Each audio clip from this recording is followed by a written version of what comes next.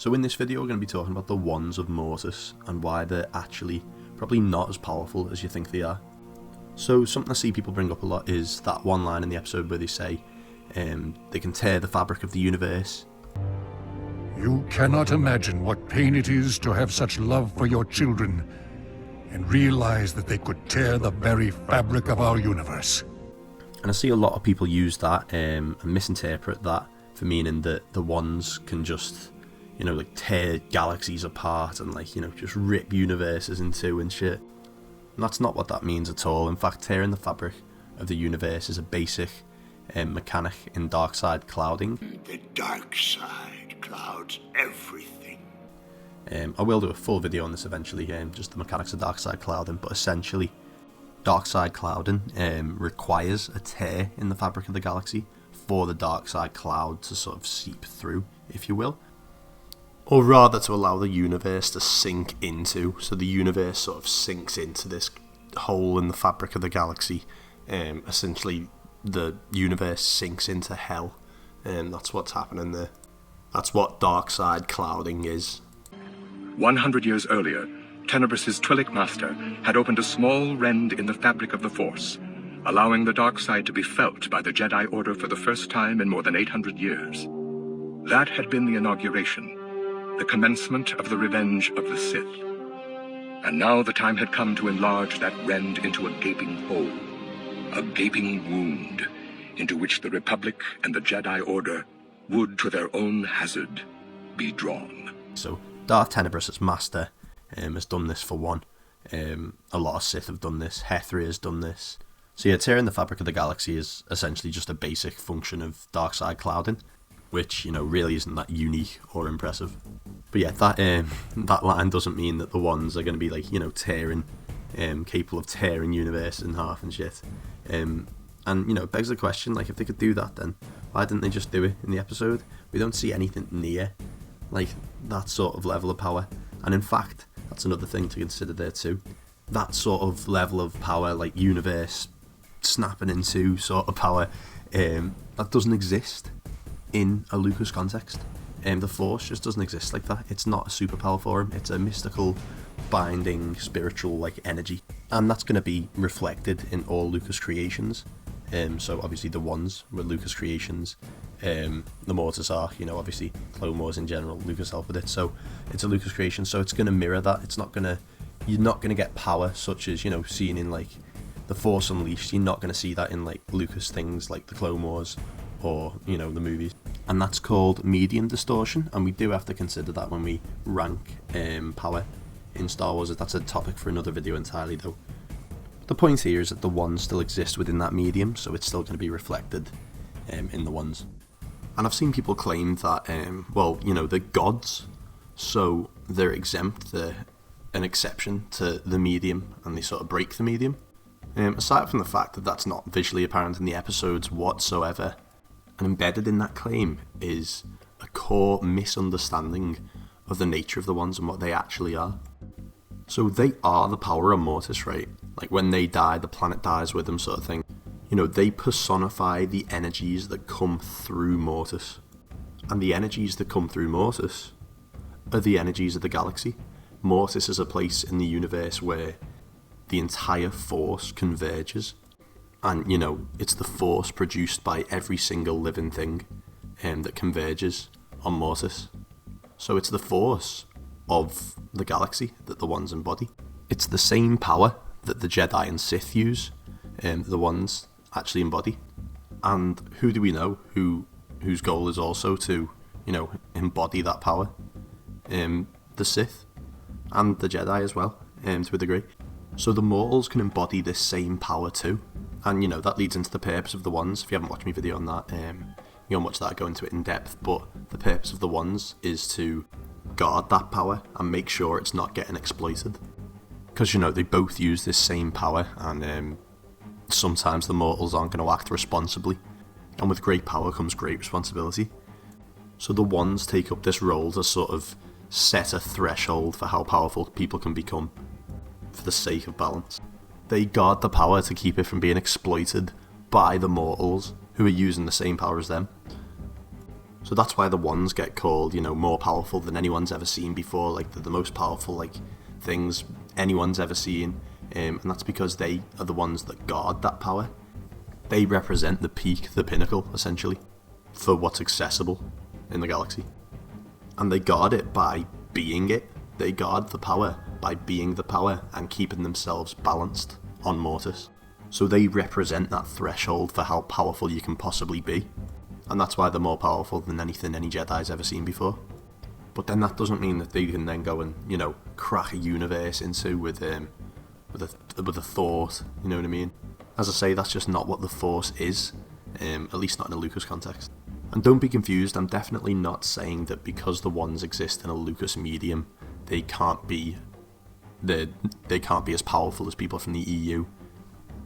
Just because the EU authors allow for a more amped up version of the Force for wow factor or gameplay enjoyment, for example, doesn't mean that those characters are actually more powerful. And as I say, that's a topic for a different video. Just wanted to clarify that it's just how powerful they may appear, but of course that's the medium distortion I talked about. And it's no coincidence that every single time we've seen a Celestial in the lore, he's been in some sort of prison. And a prison. We've got Wutzek, for example, was in a prison. Abeloth.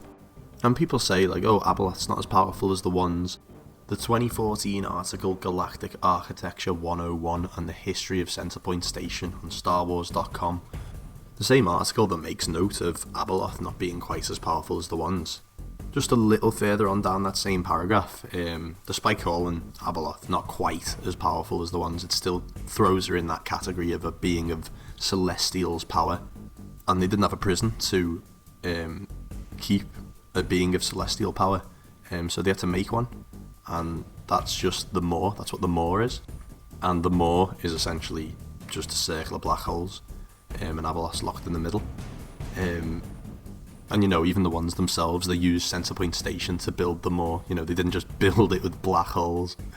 They didn't just find Abeloth and just tear the fabric of the galaxy in a circle around it. It's just not how that works. So if the claim is that, these Celestials, these beings of celestial power, can just crack universes in half and throw galaxies at each other, then how come Abeloth is able to be imprisoned by regular black holes? And why did they even need Centerpoint Station? Why didn't they just punch a few black holes in the fabric of space?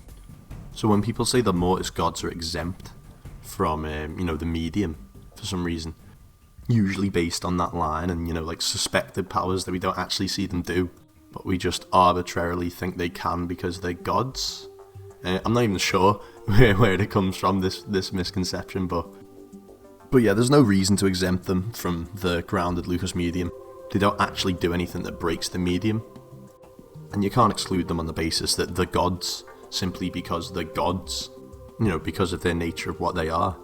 Well, all they are beings that embody that same power that the mortals can embody themselves. So there's not really any difference. Everyone, including the ones, exist within the Force. They're not external to that in some way. At least not anymore, and at least not the power that is being referenced. The roles they assume in the Force. That's how they became one with the universe. They merged into the parts of the universe that the mortals wield. So the mortals can get up to their level. A mortal can become a god. A mortal can embody the power. And they actually talk about this directly in the Plagueis novel. The greater goal of the Sith involved toppling the Force itself and becoming the embodiment of the galaxy's animating principle. It had been theorized by Jedi and Sith alike that balance between the light and dark sides was actually under the guidance of a group of discorporate entities, the ones called the Celestials perhaps, who had merged themselves with the Force thousands of generations earlier and had continued to guide the fate of the galaxy ever since, that through the manipulation of midichlorians, or the overthrow of the forceful group that supervised them, or the overthrow of the forceful group that supervised them, the divide between organic life and the Force could be bridged, and death could be erased from the continuum. Then we get more of this in the episode as well. I've done a video on this about what the purpose of the wands and what happens when they die. And I'm going to do another video going into directly how the mortals are exploiting the wand's power. But that's what they say in the episode. They say the mortals are exploiting our power. If we actually look at the definition of what exploit means, it says make full use of. There are some who would like to exploit our power. The Sith are but one. So the mortals are basically attempting to make full use of the available power in the galaxy, which, of course, isn't a good thing for balance, because that essentially means people are becoming as powerful as the ones. And, you know, they withdrew from the galaxy for a reason, right? And of course, mortals can only embody the power up to that threshold point of the amount of accessible power in the universe, which the ones personify. But after the ones die, then that's a whole different matter altogether, and I've done a whole video on this, you can go and check that out. So when the ones die, that cap, that threshold, those limitations for those mortals to keep them in check, to keep balance in the universe, they're lifted. There's no one guarding the power. Mortals do whatever they want with the power. The power grows in any direction uncontrollably, and balance is just fucked. So that's what I'm getting at when I say that the ones aren't as powerful as you think, because people think that the ones are undoubtedly, like, you know, the most powerful characters in the Star Wars universe, when in fact the whole existence hinges on a load of mechanics, which ultimately yield a massive power dynamic shift that comes with their deaths. And there's room purposefully made in the story for a select few to overtake them. That's a topic for another video, I'll get into that at some point. And the two things that I think lead to some of these misconceptions about the ones are, firstly, a misunderstanding of the lines in the episode. So, for example, what tearing the fabric of the galaxy is. And then secondly, a misunderstanding of what the ones actually are. I think people see the word God, and, you know, they automatically just think, oh my god, and like put the ones at the top because of that. Or overrate the ones in a sense just because of that. But we're not actually speaking about, like, I mean, in comparison, right, these aren't exactly normal mortals, you know what I mean? You know, every Jedi, for example, is an expression of the Force. Like, every individual is a different expression of the Force, and the ones are the Force. So it's the same thing. It's not, people separate the two, and I think that's where a lot of the confusion starts. You know, this all exists within the confines of the Force, like, it's all the same power. And mortals can evidently replace the ones on Mortis as well, which is what Abeloth was trying to do in Fate of the Jedi. And we actually see this hinted in the episodes, where the father says only the Chosen One could tame both his children, of course implying that you don't need to be the Chosen One to tame one individually. Only the Chosen One could tame both my children. Both my children. So the conclusion here is essentially that all them crazy feats that people imagine the ones doing, like tearing the fabric of the galaxy, that's actually just very basic stuff in terms of dark side clouding. It also has to do with force storms and black hole mechanics, which I'm going to get into in a future video. But it's certainly nothing exclusive to the ones. It was as if, for an instant, the Force had disappeared from the universe. The feeling vanished, leaving Leia breathless and shaken. Unaffected, unaware of the disturbances raging all around him and tearing at the fabric of space-time, Tigress broke free of her Lao and jumped up onto the stage after Hethrir. With this knowledge, I can unleash the dark side energies that swirl invisibly around us, even to shatter the fabric of space itself. In this way, I have created storms. So although they are gods, their nature as acting as a sort of threshold for power invites people to grow past that point after that threshold is removed. So as much as it's within their nature to be gods, it's within their nature to also be surpassed. It's within their nature to be part of the well of power that, or at least, you know, represent the well of power that people use. And naturally, if you represent the well of power that people use, people are going to be able to get as strong as you. So that's in their nature as much as being a god is in their nature, and I don't think the two are mutually exclusive. So I'm in no way saying that the ones of Mortis are weak. I'm just saying that they're probably not as powerful as you thought they were. Because, you know, in the grand scheme of things, I mean, you know, they still represent that more powerful than anyone's seen before, sort of like, you know, they represent the pinnacle of accessible power in the galaxy. But they're also vital for keeping that accessible power in the galaxy at a stable level. So naturally, when they die, that power in the galaxy is just going to go crazy and people are going to get more powerful. So in the grand picture, the grand scheme of things, they're not the very top most powerful characters in the Star Wars universe. There's actually implications in the episode that like Obi-Wan Kenobi is a threat to the ones. He's close enough to be a threat. Then of course Anakin is straight up like an equal to the father, so...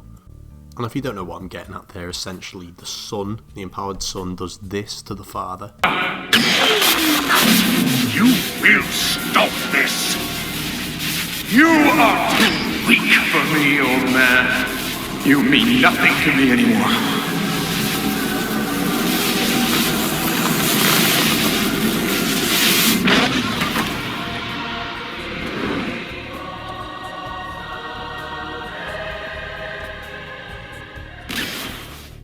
Then he does this to the daughter, which essentially adds her power to his, since he stabbed her with the blade.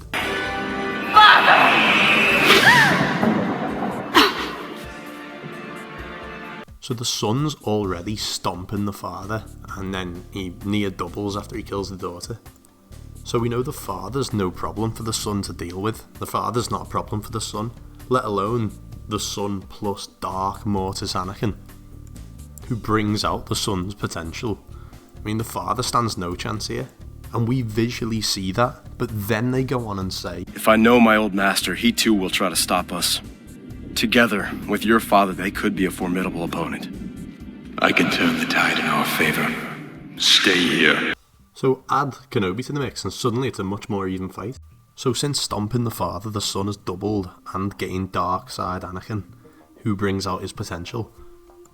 But add Kenobi to the mix, and it might not even it out, but, you know, it makes the father stand a fighting chance. So the point here is, like, mortals, like Kenobi, for example, is not some insignificant little tiny being next to the ones. You know, he's still sort of up there. You know, Kenobi's a very powerful Force user, and I will do videos on this in the future.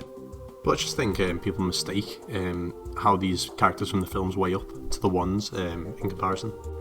And I see people often say that, like, the one's general depiction is just like they just appear more powerful, like the way they fight, everything. So people can't be more powerful than them. And well, the episode itself is proof that you don't need to fight and be like that to sort of be as powerful as them, because we see Anakin is evidently, you know, he's still like a mortal, still fights like a mortal, but he's, you know, he's still evidently, like, the episode is about him being as powerful as the father. And indeed, you don't have to fight like that to be that powerful. I don't think that speaks to power at all. I think that speaks to more in the nature of the ones and what type of beings they actually are. They're actually not flesh and blood. If they don't have midichlorians, organs, all that sort of stuff, they're just beings of energy.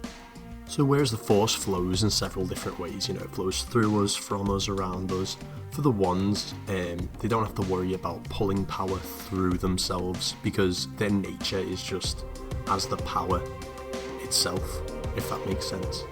With mortals, there's a whole process of, like, pulling power through you. You know, you've got that mental aspect to it. With the ones, they are just the power, as plain and simple as it gets. So for them, it's easier to mold, and, you know, they can use it in different ways. You know, they don't have a physical body to worry about that can be harmed or any of that. But yeah, there's a lot more complexity to the ones than just simply being gods that are more powerful than everyone else. There's a lot of mechanics to it, and I think, as I say, that makes it a lot more interesting, a lot more cool. And there's just a lot of misconceptions and, you know, like, misinterpretations around them that I think leads people to believe some things that aren't necessarily true, but the ones like the whole tearing fabric of the galaxy thing. But now that that's covered up, hopefully people can sort of see the ones more for what they are, because I think it makes them a whole lot more interesting, personally, to be honest. And if you haven't caught up with any of the videos that I've done previously on Mortis, then go and catch up with them. What happens when the ones died, go more in depth on this sort of stuff in that video, so go and check that out. But yeah, getting some more videos out soon, so stick around.